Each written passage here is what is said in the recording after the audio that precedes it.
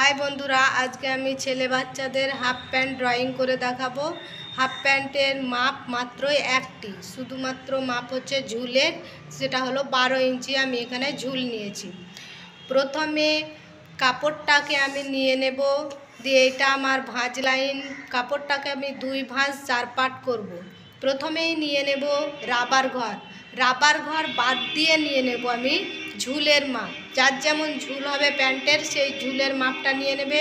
আমি এখানে ঝুল নিয়েছি 12 ইঞ্চি, তাই রাবার ঘর বাদ দিয়ে আমি ঝুলের মাপটা নিয়ে নিলাম 12 ইঞ্চি, আর 1 ইঞ্চি প্লেট মড়ানোর জন্য নিয়ে নিলাম।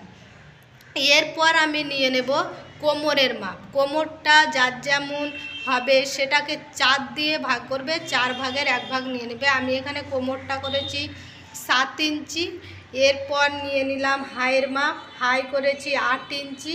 আর এই দিক থেকে যে মাপটা নিয়েছি সেটা হচ্ছে আমার হিপের মাপ, হিপ করেছি আমি 8.5 ইঞ্চি।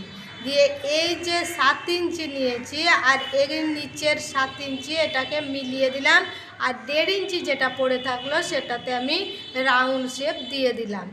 এরপর আমি নিয়ে নেব